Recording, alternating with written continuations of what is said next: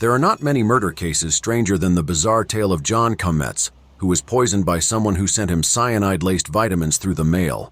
Oscar L. Albertson was convicted of the crime, but the California Court of Appeals reversed his conviction, and in a sharply worded opinion questioned why he was ever charged in the first place. But if Albertson didn't kill him, who did? And why? Chances are, we'll never know. John Kometz was a 52-year-old widower with 2 teenage children who lived in East Los Angeles. Kometz and his children were active in the Seventh-day Adventist Church, and it was through the church that he met Esther Dockham, a 32-year-old Seventh-day Adventist schoolteacher who taught at the East Los Angeles Church School. Esther and John, who worked as a landscape gardener, met in September 1940 and soon began keeping company. John apparently suffered from severe depression, which laid him low for days at a time, but his relationship with Esther flourished, and they frequently took trips with the children to visit her mother in Hollywood. In the spring of 1941, Esther told her friends, Eva and Oscar Albertson, that John had proposed marriage. The Albertsons were also devout Seventh-day Adventists, although they did not know John Kometz. Before Esther moved to Los Angeles, she lived for a time with the Albertsons in San Pedro, where they kept a small tent house and trailer. In April 1941, Esther apparently decided to test John's devotion, and she drafted a rather harsh Dear John letter in which she broke off the relationship. The letter contained such cruelties as, "Personally, I care nothing for you. I never have, and I never can.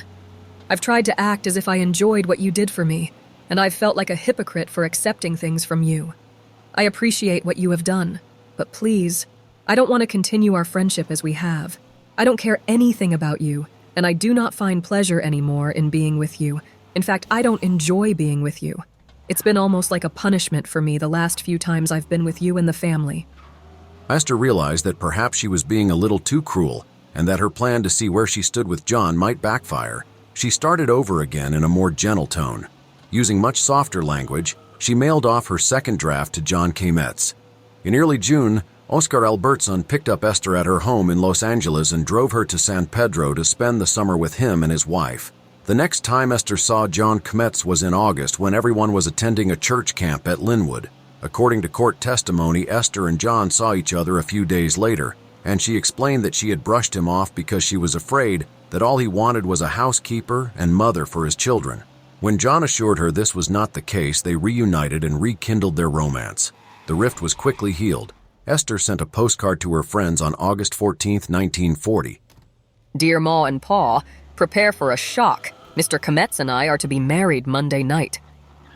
The Sunday before the wedding was the first time that the Albertson and John Kometz were formally introduced, although they had the familiarity with each other that one has with the people who attend the same church.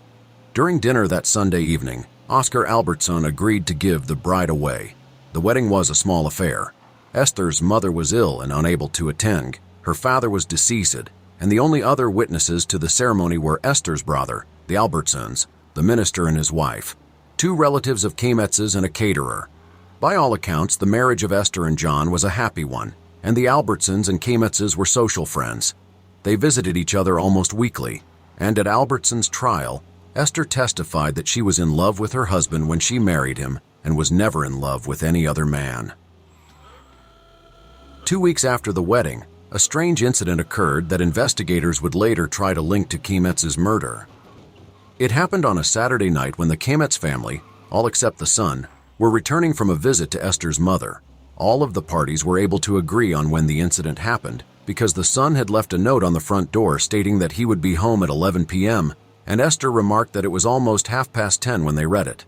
Approaching their home, they noticed an older model car similar to the one driven by Albertson parked around the corner. The family got out of the car, unloaded some groceries, and Esther and the daughter went into the house, while John Kometz returned to his car to pull it into the detached garage behind the home.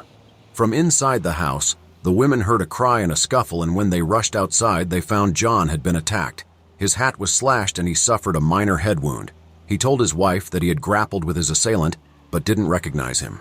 Shortly after the assault, the car that the Kometzes had noticed upon their arrival, the one that resembled Albertson's vehicle, started up and drove away. That attack was only one of several odd occurrences that night involving the Kometzes and Albertsons, but not the most bizarre by far.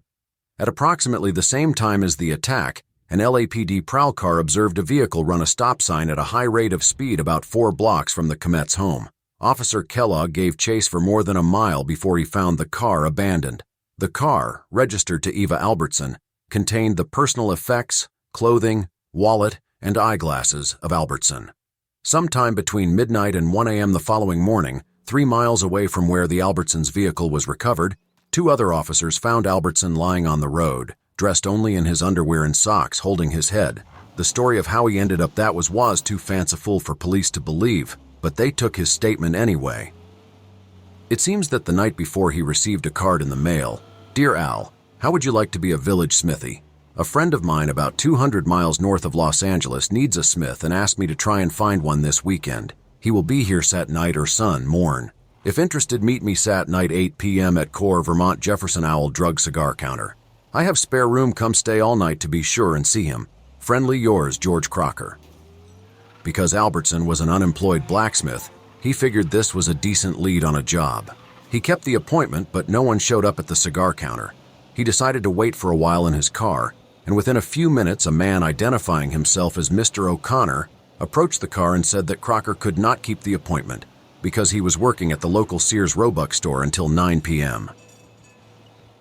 The two strangers chatted idly for a bit until O'Connor suggested that they head over to the Sears store because Crocker was about to go off duty.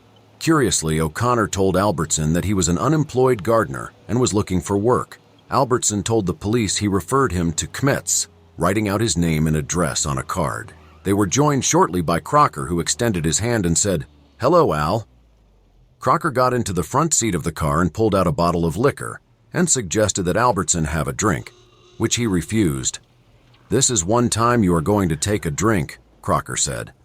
At the same time, O'Connor stuck something into Albertson's back which he thought was a gun. Albertson drank from the bottle as Crocker held it to his lips. He subsequently passed out and awoke shortly before the police arrived. Although the police discounted Albertson's story, the next day the Kometzes and Albertsons got together and shared their misfortunes. Esther would later tell authorities that she believed Albertson's account of the events and that the unknown assailants took his car and then went on to attack her husband for some reason. Despite repeated interviews with police and the insistence of the Kometzes and Albertsons, the police refused to believe Albertson's version of events and considered the matters to be unrelated. I told him that it appeared very much to me that this robbery was the result of some act of perversion. One of the investigating officers would testify at Albertson's trial. I wanted to know if that was the truth, and he said that it was not.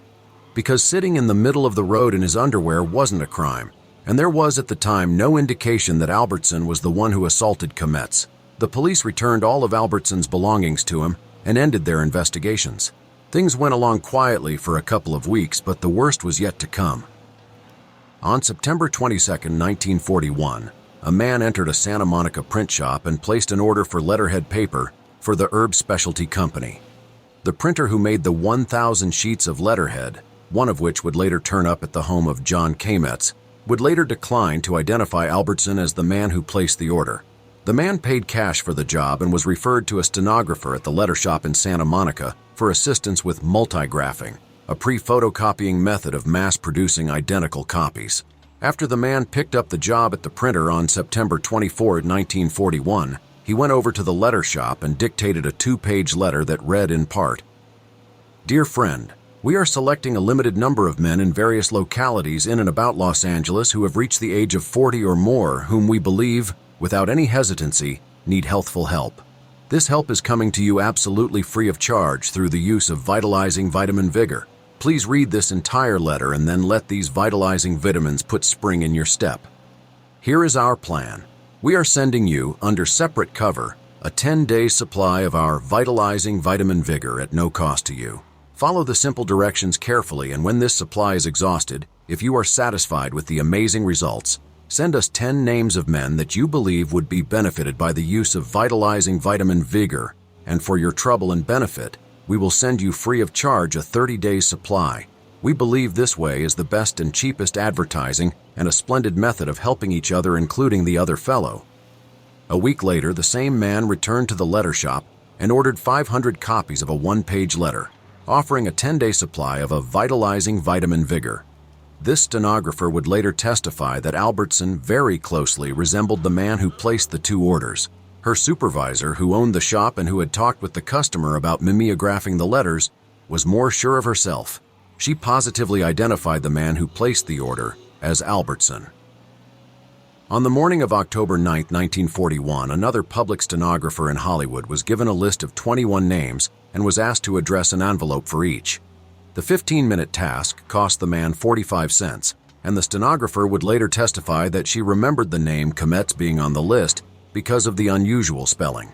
This stenographer testified that the man who ordered the envelopes was Albertson. The next day was Friday, and Kometz was blue and depressed during the morning. He had apparently snapped out of it by afternoon when Albertson came by and picked up Esther, who was going to spend the weekend with the Albertsons. When Metz and his children returned from church on Saturday, the mailman had left a package and some letters on their front porch.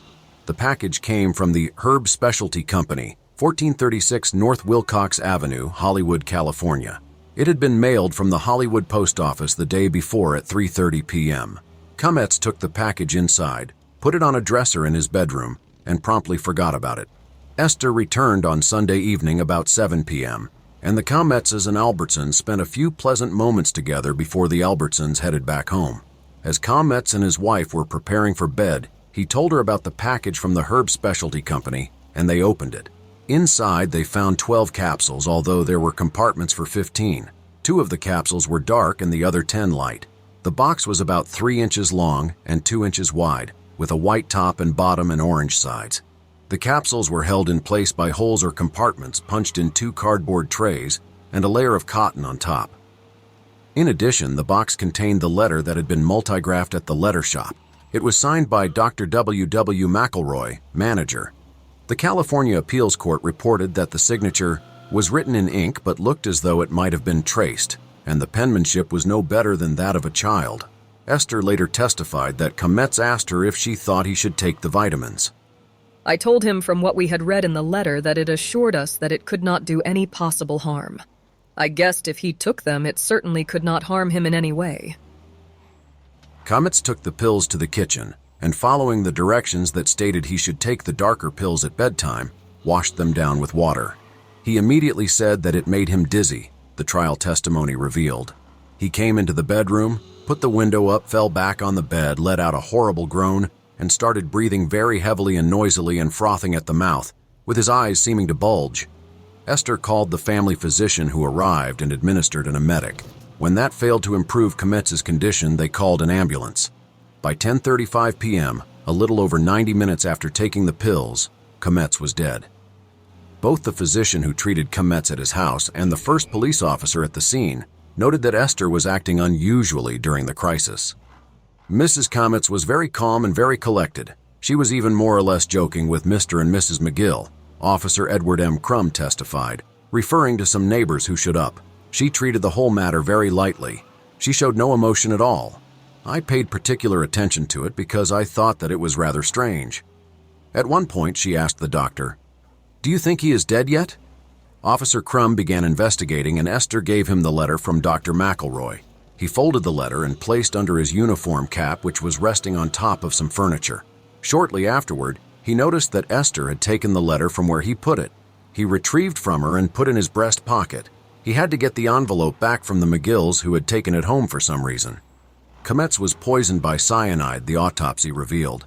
The police chemist testified that the particular type of cyanide used in the pills, they were all laced with the poison, was cyanogas, which is used in agricultural work and was at the time readily available in any drug or hardware store. The surviving Kometz family moved in with the Albertsons until Albertson was arrested for the murder of John Kometz. The state of California could not establish any motive for the murder, especially why Albertson would have killed him. There was never any evidence of any improper relationship between him and Esther, a fact which heavily influenced the majority on the appellate court. The court also noted that Esther did not appear to be unhappy in her marriage, and that it was absurd to think that out of loyal friendship, Albertson would have put the husband out of the way. Albertson would not have benefited financially, since Kometz was not significantly more better off than he was, and the police could never link Albertson with any purchase of cyanogas. For the prosecution, however, there were indications that Albertson's relationship with Esther was more intimate than the majority on the appellate panel believed. On one occasion in February 1941, Albertson showed up at Esther's home while she was meeting with a school official. She introduced him as her uncle. As the official left, he noted that Albertson's unoccupied car was parked in front of the house. Another witness was a student at the school where Esther was teaching in the fall of 1941. He testified that when she called at his home to deliver his grade card, he saw Albertson alone in his car in front of the house. On another occasion, the witness said he saw Albertson and Esther together at church. Mrs. Albertson was not present and they drove away together. On several other occasions, the boy told the jury he noticed Albertson sitting alone in his car near the school. Albertson's first trial ended in a hung jury, and 6 weeks later, the state opted to retry him. Oddly, one of the state's chief witnesses was nowhere to be found when the case came up for retrial. Esther Kametz had disappeared and was never located despite a diligent search, according to the court. There is some indication that she disappeared not because she was complicit in the crime, but because she did not want to help put Albertson in prison. Nevertheless, with several witnesses who swore that Albertson was the man who ordered the stationery linked to the crime, as well as 2 handwriting experts who grudgingly agreed that Albertson could have signed the letter, the second jury returned a guilty verdict. What the graphologist didn't know was that Albertson had been told when giving an exemplar of his handwriting to make the signature of McElroy as similar as he could to the one on the letter. The appeals court was not unanimous in overturning Albertson's conviction. My associates have also usurped the functions of the jury in asserting that no motive whatsoever is shown for appellant's commission of the homicide, wrote the dissenting judge. Preliminarily, it should be stated that while proof of motive is always material, and the absence of motive may be considered by the jury on the side of innocence, it is not an essential factor in the proof of a crime. He pointed out that Albertson was a blacksmith by trade, and cyanide is used in tempering steel. He also noted that a police chemist stated that the glue used to make the box in which the poison vitamins came in was identical in chemical composition to glue found in Albertson's trailer.